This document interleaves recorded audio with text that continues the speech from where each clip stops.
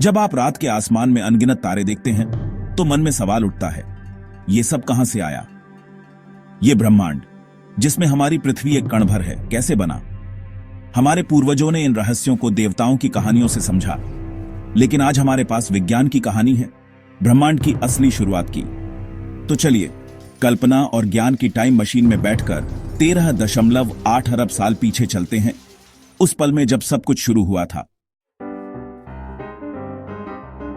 हमारी कहानी big bang से शुरू होती है, ना कोई धमाका बल्कि खुद समय और अंतरिक्ष की शुरुआत। एक अकल्पनीय छोटे गर्म बिंदु से सब कुछ फैलना शुरू हुआ। जैसे गुब्बारे पर बिंदु दूर होते हैं, वैसे ही ब्रह्मांड हर दिशा में फैलने लगा। शुरुआती सेकंड में सारी शक्तियां एक थीं, लेकिन जैसे जैसे ब्रह्मांड फैला और ठंडा हुआ, ये शक्तियां अलग अलग हो गईं। यही थी रचना की पहली झलक।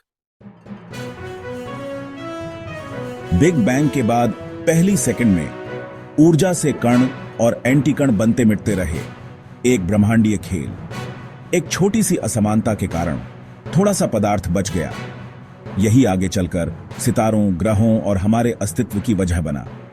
जैसे ही ब्रह्मांड ठंडा हुआ, क्वार्क्स मिलकर प्रोटॉन, न्यूट्रॉन बने और परमाणुओं की नींव रखी गई।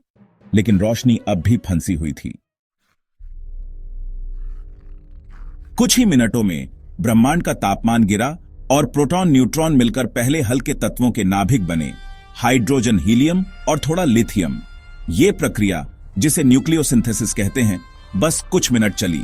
फिर ब्रह्मांड इतना ठंडा हो गया कि फ्यूजन रुक गया। नतीजा, आज भी ब्रह्मांड में सबसे ज्यादा हाइड्रोजन और हीलियम है, जैसा हम पुराने तारों और गैस क्लाउड्स में देखते हैं। अब ब्रह्मांड एक चमकता घना प्लाज्मा था। अभी भी रोशनी फंसी हुई थी, क्योंकि फोटॉन लगातार इलेक्ट्रॉनों से टकरा रहे थे। कोई तारे, ग्रह या गैलेक्सी नहीं थे, सिर्फ एक विशाल गर्म बादल जो धीरे धीरे ठंडा हो रहा था। यह सब कुछ अगले बड़े बदलाव का इंतजार कर रहा था, जब रोशनी को आजादी मिलेगी। ब्रह्मांड की रचना की पहली रेसिपी तैयार थी, लेकिन असली कहानी अभी बाकी थी। लगभग 380,000 साल तक ब्रह्मांड एक घना चमकता कोहरा था, फोटॉन फंसे हुए, कोई स्पष्टता नहीं।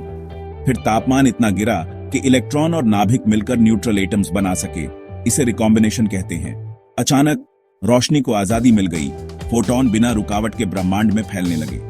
ब्रह्मांड पहली बार पारदर्शी हुआ, और यह प्राचीन रोशनी आज भी हमारे चारों ओर है। इसे हम कॉस्मिक माइक्रोवेव बैकग्राउंड या CMB कहते हैं। ब्रह्मांड की सबसे पुरानी झलक। रेडियो टेलीस्कोप से देखो तो हर दिशा में ये हल्का ग्लो दिखता है, बिग बैंग की गूंज। इसी रोशनी में छोटे छोटे तापमान के फर्क हैं, यही बीज हैं, जिनसे आगे चलकर गैलेक्सियां बनी। ब्रह्मांड अब सचमुच जाग उठा था। ब्रह्मांड के पारदर्शी होते ही एक नया युग शुरू हुआ, कॉस्मिक डार्क एजेस। कोई तारे या गैलेक्सी नहीं थे, बस हाइड्रोजन, हीलियम के बादल थे। लेकिन CMB में दिखने वाले छोटे घनत्व के फर्कों ने ग्रेविटी को काम पर लगा दिया। अरबों सालों में ये गैस क्लाउड्स सिकुड़कर घने हुए और आखिरकार पहले तारे जले, कॉस्मिक डॉन। ये विशाल चमकदार तारे जल्दी मर गए और सुपरनोवा धमाकों में भारी तत्व बने, कार्बन, ऑक्सीजन, लोहा। इन धमाकों ने ब्रह्मांड को नए तत्वों से भर दिया, जिससे अगली पीढ़ी के तारे, ग्रह और गैलेक्सियां बनी।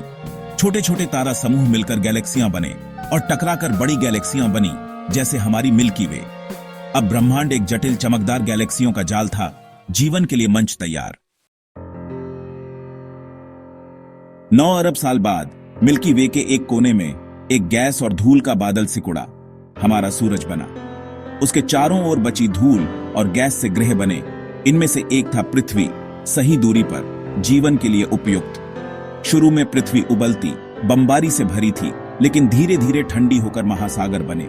4 अरब साल पहले सरल रसायनों से जीवन की शुरुआत हुई। एक कोशीय जीव, फिर जटिलता और आखिरकार हम। आज 15 जून 2025 को हम सब उसी ब्रह्मांडीय यात्रा का हिस्सा हैं। हमारे शरीर का हर परमाणु किसी तारे में बना था। जो पानी हम पीते हैं वो बिग बैंग के हाइड्रोजन से बना है। हम सचमुच ब्रह्मांड के बच्चे हैं। हम ब्रह्मांड का तरीका हैं, खुद को समझने का, एक लंबी अद्भुत कहानी का नतीजा। अब जब हम सितारों की ओर देखते हैं, सवाल उठता है, यहां तक आ गए, अब आगे कहां जाएंगे?